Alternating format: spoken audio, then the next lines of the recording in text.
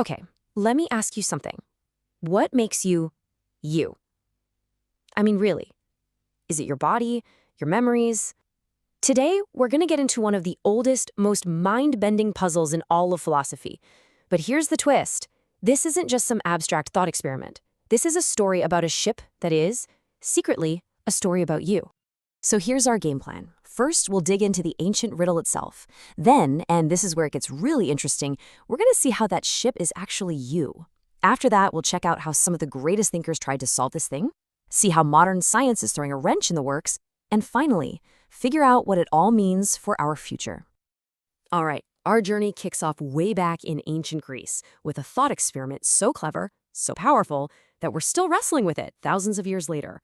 It's a story about a hero, his famous ship, and a question about what makes something, well, itself. So picture this. The legendary Ship of Theseus is sitting in a harbor, a famous historical artifact. But time goes by and its wooden planks start to rot. So to preserve it, you replace one rotting plank with a brand new one. Next week, another one. This keeps going on and on for years until, eventually, not a single original piece of wood is left. So, is it still the Ship of Theseus?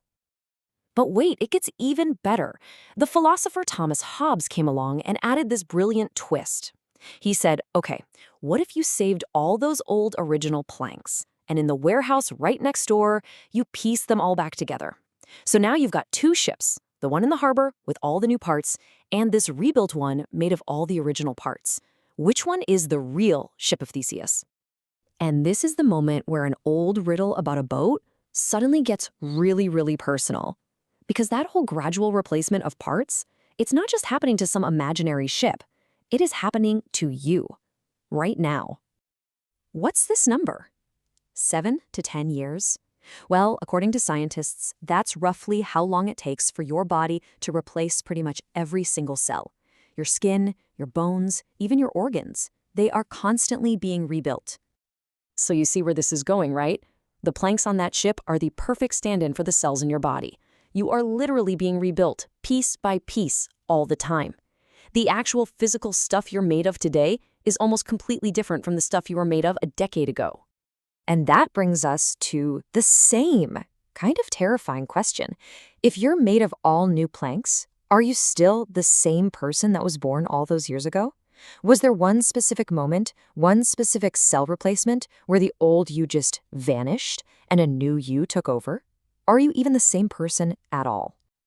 Okay, so how in the world do we get out of this identity crisis?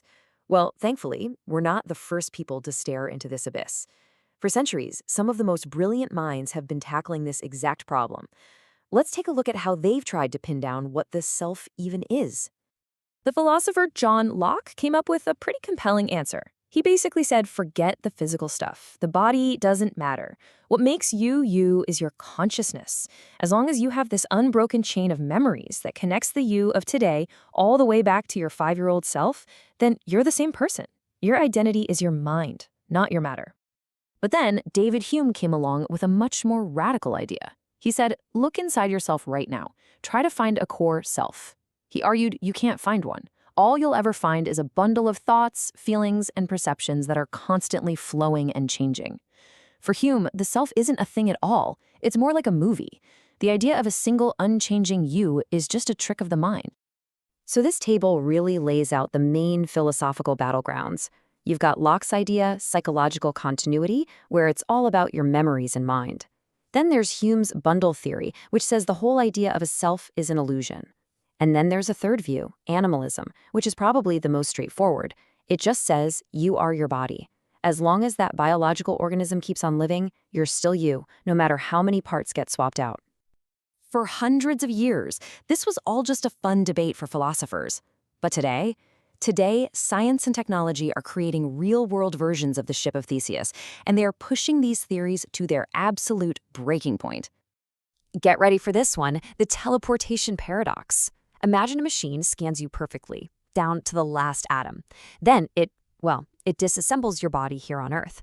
At the exact same moment, an identical copy is reassembled on Mars. The person on Mars has all your memories, feels exactly like you.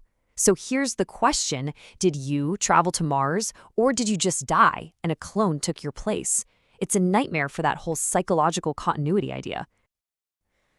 And the challenges just keep coming. We now know our brains physically rewire themselves with every new thought. There are people who have had half their brain removed and still live full lives. We transplant hearts and lungs from one person to another, and on the horizon is the ultimate test, uploading our consciousness to a computer. Every single one of these things makes that line of where you begin and end even blurrier. So, where does all this leave us? This ancient riddle isn't just a fun puzzle anymore. It's presenting us with a fundamental choice about what we believe we are. And that choice has enormous consequences for our future. When you boil it all down, it comes to this. If you think the self is a substance, a specific physical body or brain, then your identity is tied to that object. When it's gone, you're gone. Death is final. But if you think the self is a process or a pattern of information, well then in theory that pattern could be copied, transferred, even preserved. And suddenly things like digital immortality don't sound so much like science fiction. But maybe the answer isn't a simple choice between being a thing or being a process.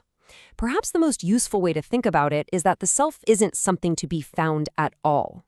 Maybe it's just a story, a narrative we're constantly building from our memories and experiences to give ourselves a sense of continuity. And if that's true, it leaves us with a final, really empowering thought. You aren't some fixed object like a ship.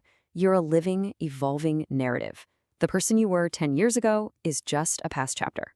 The person you'll be in 10 years? Well, that chapter hasn't been written yet. So the only question that really matters is what's next.